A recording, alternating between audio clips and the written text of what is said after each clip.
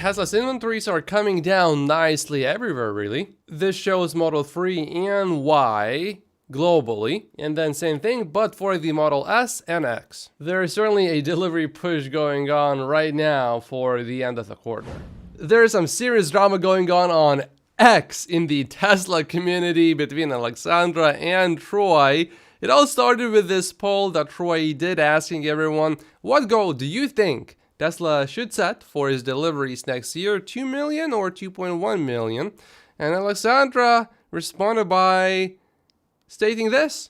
Loaded question, why am I not surprised? Go for 2024, understand who hides between Troy, Tesla, and why. It escalated to a point where Troy actually blocked Alexandra. I like and respect both of them, so I'm not picking sides here. I would say that Gary put it best here. I agree with Gary on this one. I have followed Troy for years on Patreon. He has no agenda except to be as accurate as possible. He's the best at what he does, forecasting Tesla deliveries. Sometimes Troy comes off as too conservative, especially early in the quarter when he has limited data. Troy remains steadfastly data-driven. As we saw in Q3, being conservative was appropriate as Tesla missed on deliveries for the 5th time in 7 quarters. Of all the analysts on Twitter, Troy was closest in Q3, predicting 441,000 versus an actual of 435,000. Many here were predicting deliveries 5 to 10% higher, which actually for a quarter, that's quite a bit. But not every single time Troy does so well. For example, in Q2, Troy was significantly too conservative. I remember Tesla stock jumped on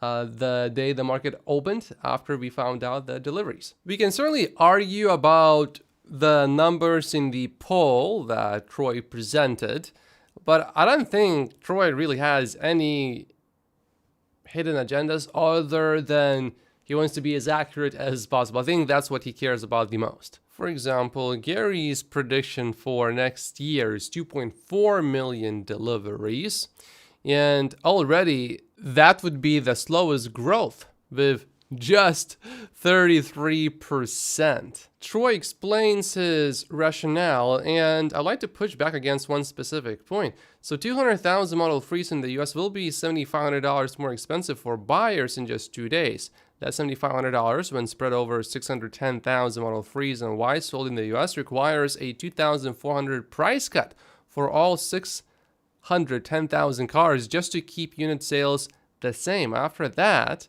we are only at 1.86 million, including 60,000 Cybertrucks. Technically, on paper, without going into a lot of detail, Troy is right that 200,000 Model 3s in the US will be $7,500 more expensive. But as Sawyer pointed out a few days ago, right now, many people are not getting the full $7,500 because their income does not allow that. So if you do not pay $7,500 in a year in federal taxes, you are not getting the full $7,500. But that will change going forward for any car that qualifies for these tax credits. You will just get the $7,500, all of it by default, because you will get the discount at the dealership and the dealership deals with all of the taxes. You will get the whole amount as long as you make less than these amounts. So even if you make, let's say, $20,000 in a year and your taxes are almost zero,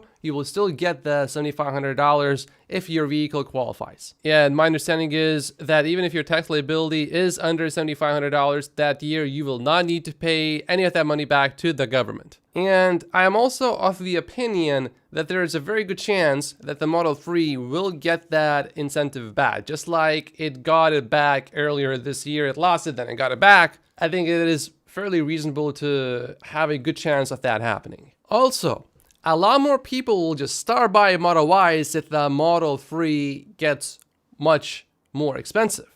They won't stop buying Teslas, but people will buy different Teslas, which is exactly what we have seen in China. But Troy replies with, Tesla cannot increase Model Y production because they don't have more US-made batteries. If they did, they would just use them in the Model 3 instead of importing LFP cells from China. All car makers want US-made batteries to get the $7,500. Therefore, it's not easy to find more. But Gary disagrees with Troy. He thinks that Tesla will be able to scale 4680 batteries, and I think there's a good chance that Gary will be right, although that remains to be seen. We certainly had a lot of challenges with 4680s. But because Tesla is using a dry manufacturing process, it's a big deal what Tesla is doing. So once Tesla gets it right, it will be really good. Troy just shared this chart with all of us. Average sale price versus cost of goods sold of Model 3 and Model Y standard range in China. And as you can see, this is the sales price, and this is how much it costs to make one vehicle. So the Model Y is obviously profitable. Now, Troy thinks that the standard range Model 3 in Q3 actually lost money.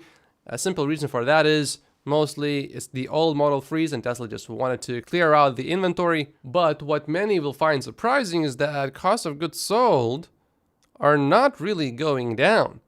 They are staying fairly flat over here, but we did see reductions before. The Model 3 currently in China, Troy thinks, is profitable. When you calculate everything, it comes to about $32,680. So the Model 3 in red should be around here, basically almost the same with the Model Y. And there's a possibility that the new Model 3 perhaps is cheaper to make because Tesla reduced the parts and all of that, but it also added more features, which probably made it a bit more expensive to manufacture. So what is the actual dollar number to produce a Model 3 in China? I'm really curious about that.